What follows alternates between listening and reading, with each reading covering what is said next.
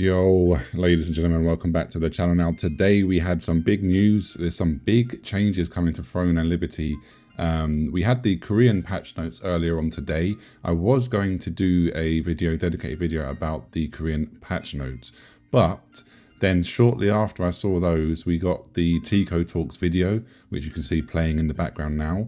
And basically I'm going to do a TLDR that there's a lot of changes, a few good things, but overall, in my opinion, I'm not fully happy with what's going to be happening, and there's some delays as well. So yeah, basically, let's get into it. So what is happening, might you ask? Well, we're not getting all of the gear, all of the tier 2 gear on our global version until April the 17th. So again, that's a problem for me because it's been delayed. And as Tico said in this video, they should have done a better job at obviously relaying this information to us. Their communication has been a little bit lackluster on this occasion, but he says they're going to, obviously change this going forward. They're going to try and be more communicative. So let's just wait and see. So yeah, I'm a little bit disappointed about the gear being delayed.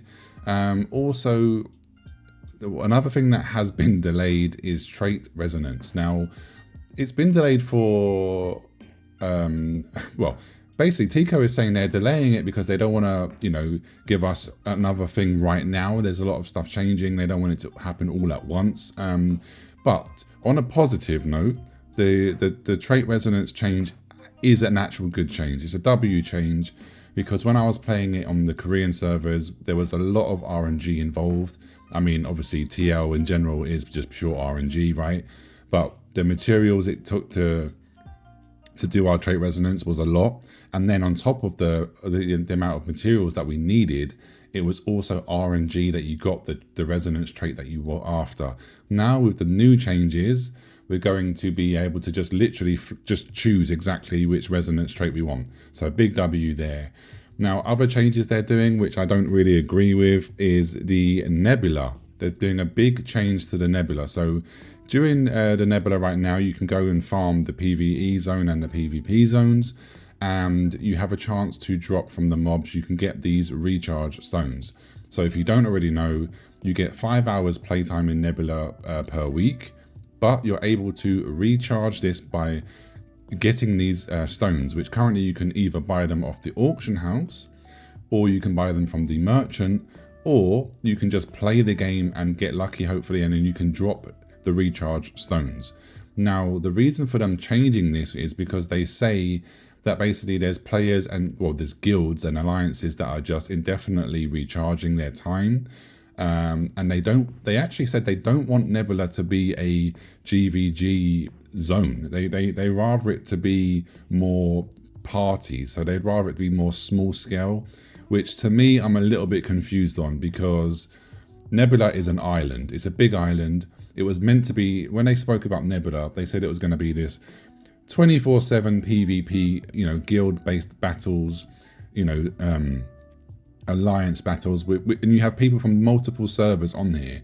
So the whole point, the way that they talked about Nebula from the beginning, was to make it sound like, if you don't enjoy PvP and mass PvP, you just don't go to Nebula Island.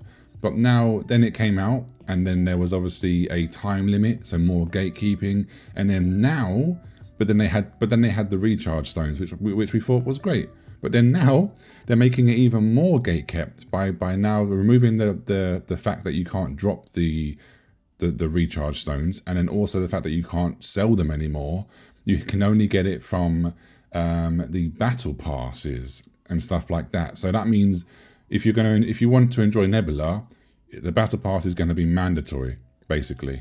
So I don't know. What do you think? Leave me a comment down below. What are your thoughts on this? Whether you're a PvE enjoyer or a PvP enjoyer, it doesn't matter, because this is going to affect you. The people that farm in the PvE area, this is going to affect you guys as well. So I don't agree with the change. I think it's a bad change, but maybe that's just me. So I want to hear everyone else's opinions on this. Now, a change that I do agree with, another good change, is the solo dungeon. they're removing the tier 1 gear out of the solo dungeon. They're removing that because you put all of the effort in. The solo dungeons take ages to do.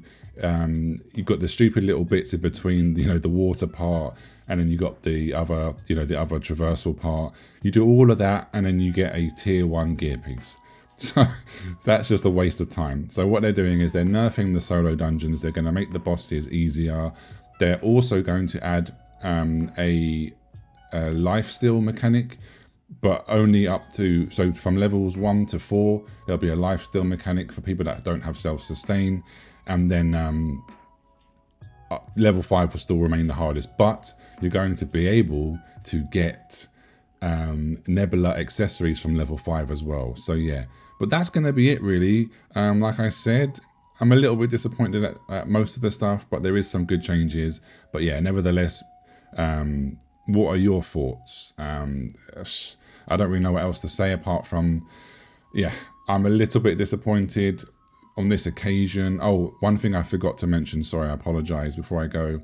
They are nerfing Deadly Marker because they did not want, basically what has been happening is it's been mandatory that for the, for the dimensional trials, the meta has been for a long time as many bows in a party as possible, because obviously you can stack Deadly Marker and get as much cooldown, and that's what the meta's been like for ages. And the developers have said now they don't want it to be like that, so they're nerfing Deadly Marker, but they're buffing the other bow skills. So decisive sniping, Zephyr's Knock and stuff like that, that's going to be getting a buff in PvE.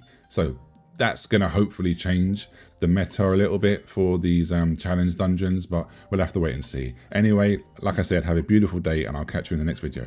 Take care. Peace.